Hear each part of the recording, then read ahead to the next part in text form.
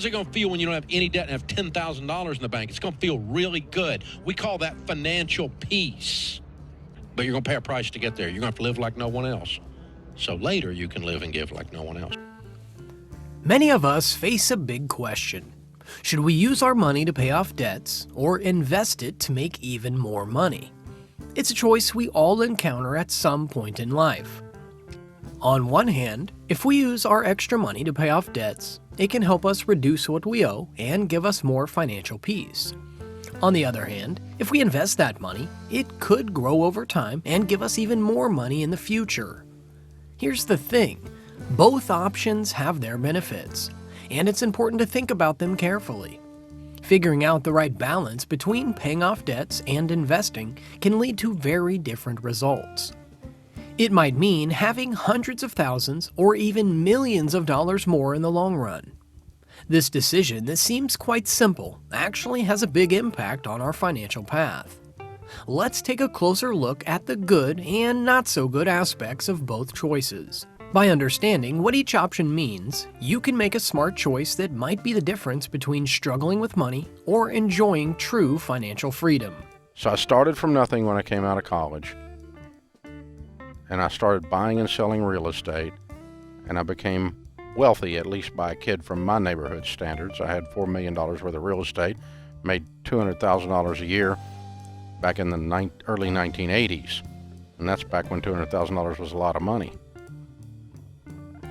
I did a lot of stupid things. Set up with a strong base. Before you decide whether to pay off your debts or start investing, it's really important to build a strong financial base. This means creating an emergency fund with enough money in it. Think of this fund like a safety net. It's there to catch you if unexpected expenses come your way. Without the safety net, your choices to pay off debts or invest might not work out well. Just one surprise bill could undo all of your progress and leave you in a difficult situation. A good goal is to have an emergency fund that can cover your living expenses for 3 to 6 months. Once you have this foundation, you can think about your other financial plans. One cool thing about getting rid of debt is that it gives you more flexibility in your budget. When you have lots of debt payments taking money from your account, it's hard to focus on your own financial goals. You might end up living paycheck to paycheck, which makes it tough to get ahead. Being free from debt doesn't just mean you don't have to make payments anymore. It also opens up opportunities for your money to grow. Even though your loan balance might be going down slowly, a big part of your payments often goes to interest, which benefits the lender more than you. Paying off all of your debts can be like getting a big payday raise. You get to keep more of your money, which puts you in charge of your financial future. Getting rid of debt also makes it easier to save for your retirement. When you don't have so many financial responsibilities, you can put more money into your retirement fund. This could help you retire sooner and have a more comfortable retirement. So, the first step is to build that solid financial foundation by saving for emergencies, reducing your debts, and reaching a debt-free status. This sets you up for a safer and better financial future, helping you make progress towards your long-term dreams. Take an example. Consider a situation where you have a student loan of $50,000 at an interest rate of 6%. The minimum monthly payment on the loan is $300, but you have the option to pay an extra $200 per month or invest that extra money. You're unsure which choice would be more beneficial in the long run over the course of a 10-year repayment period. Scenario 1. Paying down the loan. By making an additional payment of $200 per month, you will be able to pay off the loan in around 5 years and 8 months instead of the full 10 years. This approach would save you a total of $11,000 in interest payments over the life of the loan. Afterward, you can divert the money you were using for the loan payments into investments. Scenario 2. Investing the extra money. Instead of paying extra on the loan, you decide to invest an additional $200 per month. Assuming an average annual return of 7% after 10 years, your investment would grow to approximately $32,000. This is purely the result of your investment choices, and your loan balance would remain at $35,000. In the first scenario, you saved $11,000 in interest payments and managed to invest the entire loan payment after the loan was paid off. In total, your investment would be around $113,000 after 10 years. In the second scenario, your investment grew to $32,000 over the same period, but your loan balance remained unchanged. This means your net worth at the end of the 10-year period would be $32,000 plus the remaining loan balance of $35,000, totaling $67,000. While the investment scenario resulted in a larger net worth, it's essential to consider the interest cost you paid in the process. In the first scenario, you saved significantly on interest and still managed to accumulate a substantial investment. In both scenarios, there's a trade-off between paying off debt and investing. Paying down debt offers guaranteed interest savings, while investing comes with market risks, but the potential for higher returns. Deciding between the two depends on your financial goals, risk tolerance, and overall financial situation. Remember that this is a simplified scenario. An actual outcome, it can vary based on market conditions, interest rates, and investment performance. Consulting a financial advisor can provide personalized guidance for your specific situation. So I grew up in the real estate business, and one of the things you do in the real estate business is they take your risk meter and they break it with a hammer. Real estate people have complete risk tolerance. We're idiots. We're idiots. We don't even know there's risk. Okay? And that's what caused me to go broke, because I was not measuring risk. So here's what ends up happening. Debt equals risk. More debt equals more risk. Less debt equals less risk.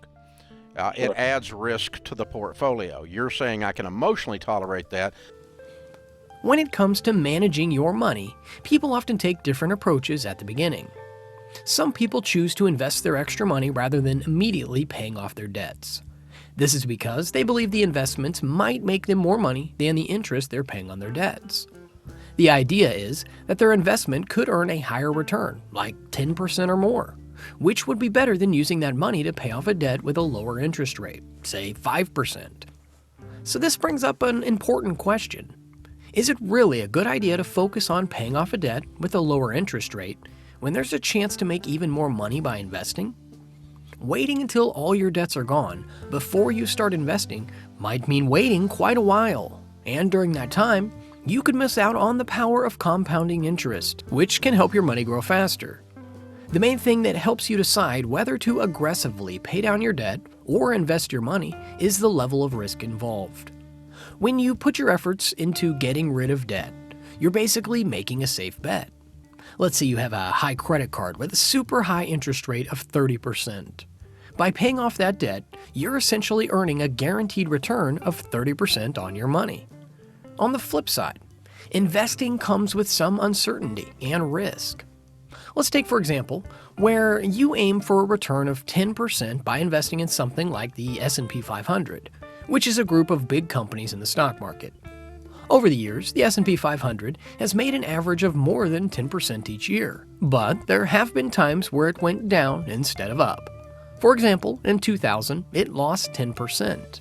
And in 2001 and 2002, it lost even more, 13% and 23% respectively. There was a major drop of 38% during the 2008 financial crisis. And so anytime you pay people more inside your business, you have to absorb that in price changes. And so price increases are always, not always, but you have to do a price increase to stay open. Otherwise, you're not profitable to cover your actual cost of goods and cost of labor. Yeah, if you don't have any margin, you're out of business. And when the cost of labor goes up due to cost of living raises or any other raises. In this financial scenario, let's explore how your decisions can shape your financial journey over the span of 30 years. Imagine you're faced with a crucial choice. Should you stick to the minimum payment on your mortgage, or take the route of investing an additional $1,000 every month?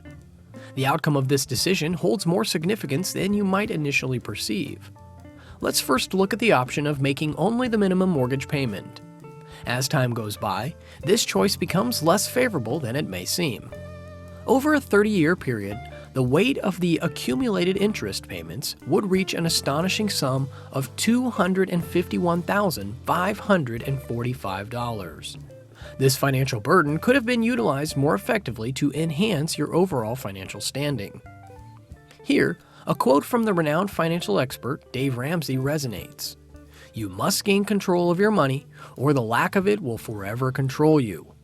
This statement again, it underscores the importance of astutely managing your finances, especially when navigating the realms of investments and debt management.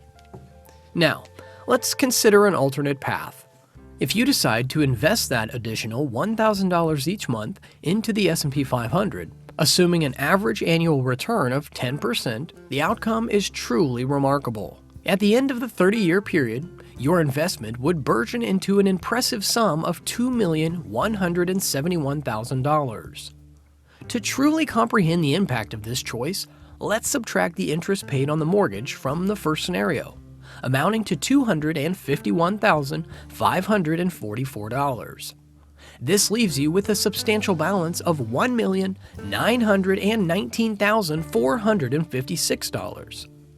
Comparing this investment scenario with the mortgage-only approach, the difference becomes strikingly evident. A staggering $826,339. This notable contrast underscores the potent effect of compounding when it comes to investing over an extended time frame. Dave Ramsey's wisdom further echoes. The decision to go into debt alters the course and condition of your life. In this context, it's evident that selecting the investment route over solely focusing on mortgage repayment can profoundly influence your financial future. While it's important to acknowledge the inherent risks associated with the stock market, this analysis emphasizes the potential rewards that disciplined investing can yield. In line with Dave Ramsey's insights, you can't get out of debt while keeping the same lifestyle that got you there. Cut out everything you don't need. Whether your goal is debt reduction or securing your future through investments, thoughtful consideration and strategic financial planning stand out as pivotal cornerstones of your journey. When you buy a house at 6% or 7%, your mortgage it doesn't stays go up. the same. It doesn't go up. You're locking in one of your largest expenses, and the value of the property is going up. If you haven't bought a house and you're thinking about buying a house and you're sitting on the sidelines waiting on interest rates to come down, they're not going to come down in any minute. And waiting on house prices to come down, they're not going to come down. They're going to go up. You need to go buy a freaking house. The concept of the 30-year mortgage offers a range of benefits, with one of its primary advantages rooted in the phenomenon of inflation. While your mortgage payment remains steady in dollar amounts throughout the entirety of the loan's 30-year span, the actual value of each dollar gradually erodes over time due to the persistent influence of inflation. This implies that as inflation maintains an average rate of around 4%, the purchasing power of your dollar steadily declines, typically every 18 years.